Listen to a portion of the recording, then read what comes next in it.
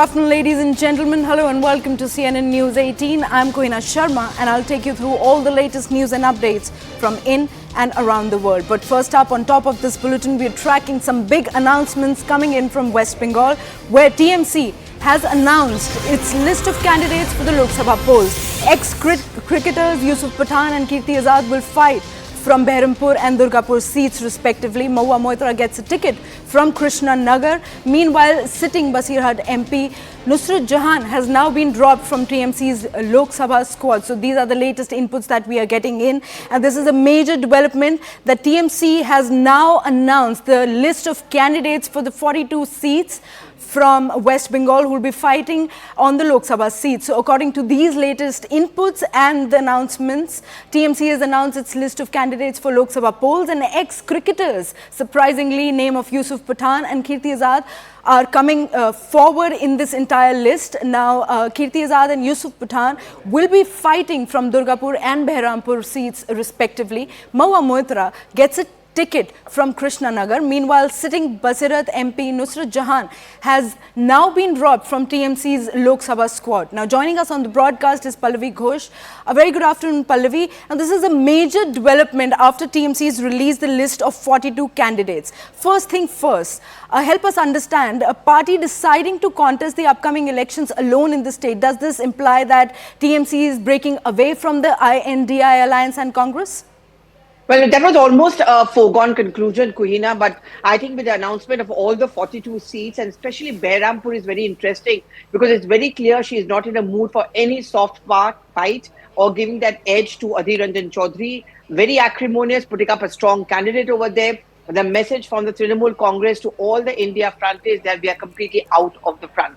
That, I would say, on a day like today is a huge blow, not just to the Congress party, but into the entire attempt to form an India front, Kuhina. This is at a time when you're seeing the BJP coming up with newer allies. Over here, one big ally leaves. While there were telltale signs, she was very open about the fact, but there was hope against hope within the Congress party. Just maybe she's going to have friendly fights and leave one or two seats really for the Congress party to contest from the state. Right, Pallavi, just now you were talking about Berhampore, where Yusuf Pathan's entry into politics is also grabbing a lot of attention. How is the local electorate actually reacting to his candidacy, and especially in Berhampore, where he's facing competition from Adhir Ranjan Chaudhary, which makes it even difficult for Adhir Ranjan Chaudhary in the run-up for the Lok Sabha elections? Well, Berhampore has over 50% of the minority population, and that has always been the strong point of Adhir Ranjan Chaudhary, who has been the member of parliament from that constituency more than 4 times over. He's actually called the Robin Hood. He's actually called the Lord of Berhampore, and it's always been a kind of an easy fight for him. The more he speaks against Mamata Banerjee, the stronger his position gets, which perhaps explains that why he perhaps was the only leader from the Congress party who was taking her on as far as Sandesh Khali issue is concerned. Right. But now what has Mamata done is that she puts up a cricketer, strong anti-incumbency against Adhir, and also tapping the minority vote bank. Certainly makes things difficult for him. Right. Also help us understand, TMC's Lok Sabha list has big names in the entire list. Now, how is this political landscape shaping up in that constituency, especially in West Bengal overall, with these names, big names coming up? Well, I mean, she's repeated most of the candidates. Quite a large number of candidates have been repeated. But I think Nusrat Jahan being dropped from Basirhat, that is where Sandesh Khali comes in from, is extremely significant. Nusrat Jahan has often been accused by the BJP of not actually visiting Sandesh Khali, only just tweeting or issuing statements. I think there's a very strong message which Mamata Banerjee also wants to give, that she's shifting the responsibility to Nusrat Jahan, who should also take accountability for what really happened there, for not being hands-on on the situation. And also, she also wants to ensure that perhaps Nusrat Jahan doesn't face that anger. And, you know, clearly the woman card is being played very strongly by the Trinamool Congress. Sandesh Khali, whether it is Pawan Singh's candidature of the BJP from Asansol. These are very important optics and messages being sent out by the TMC today. Right. Also help us understand, Pallavi, Abhishek Banerjee getting Diamond Harbour. What message or strategy TMC is looking forward to imply or portray on the ground by giving Abhishek Banerjee Diamond Harbour? No, but that's no surprise. He's a Right. sitting member of parliament, so it's not a surprise that Abhishek Banerjee, he's the heir apparent in the Congress, in the Trinamool Congress. I think that's very clear. Look at the way he spoke, and he was the one who announced the candidates. It was very much there on the big screen, right behind him. And if you see those pictures which we have put out on our screens, Mamata Banerjee walking the ramp with all the 42 candidates, Abhishek Banerjee has come to play a very, very important role as far as the Trinamool Congress, the pan-India face, the younger generation, the Gen X, extremely articulate. And also remember, he's been the one who's been under the ED scanner, and Mamata Banerjee did refer to that in the speech.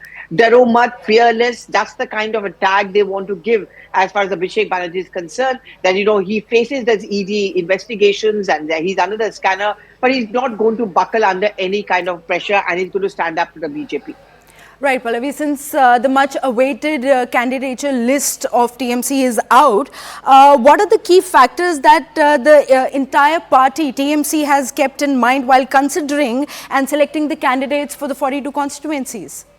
Well, it's a do or die battle also, I would say, for the TMC. Last time round, the BJP won 18, and that did come as a surprise to her. I think this time round, Mamata Banerjee is being very careful, not wanting to take any chances, and to put up a strong fight against the BJP. So you notice at the brigade ground, her rally was focusing mostly on the BJP, accusing it of dividing people, or being anti-minority, being anti-Khalistan, anti-Sikhs, and she talks about the election commission being misused, the ED being misused. She didn't have much to say about the left and the Congress party. So now in Bengal politics, it's really a fight between the TMC and the BJP, and she certainly doesn't want to take any chances, not giving those 18 seats. In the last couple of weeks, you've seen, and even on post Sandesh Kali, how the battle has become very acrimonious. The Prime Minister doing more than 3 rallies in Bengal. Again, very important messaging for the BJP and from the BJP that Bengal matters, and this time round, they're not just going to repeat the previous performance, but actually surpass it in number of seats it wins.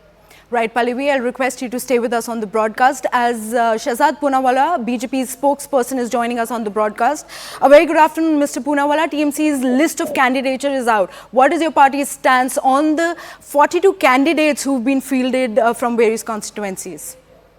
No, for all the silence that Congress party maintained on Sandesh Khali, hoping that TMC would throw some bones of charity towards them and perhaps give them a few seats to contest. Today, I want to use your platform and ask Priyanka Vadra, I've done that through my Twitter account, that what gain did she get? She remained silent strategically on Sandesh Khali horrors, where Hindu women were subjected to torture, hoping that, they would get a few seats from the TMC. The TMC has snubbed them irrespective. So perhaps today, at least, now that they have been given a 0 seats by the TMC, would Priyanka Vadra care to open her mouth and visit the victims of Sandesh Khali? And also, I was looking at the list. There is a new spokesperson in town of the TMC, one media person's wife. She has been talking about the Bengali card. I wonder if Mr. Shatrughan Sinha and Mr. Yusuf Pathan are from Bengal. I'm not very sure.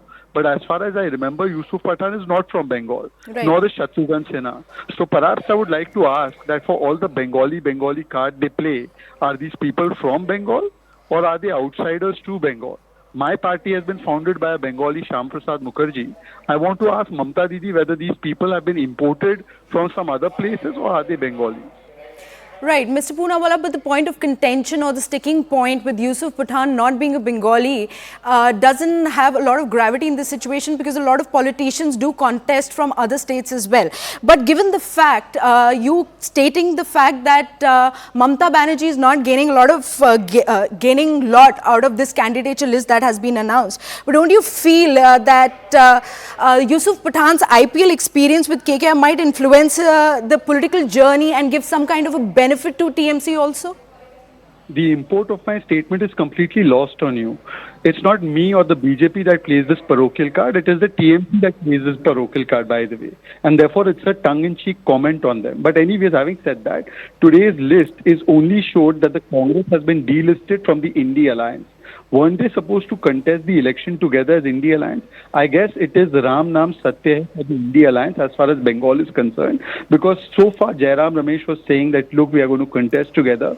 But I guess Rahul Gandhi's one more achievement is that he's lost yet another person who is part of the I.N.D.I.A alliance after Bihar and after Uttar Pradesh and after many other allies, including Kerala. They've lost one more ally.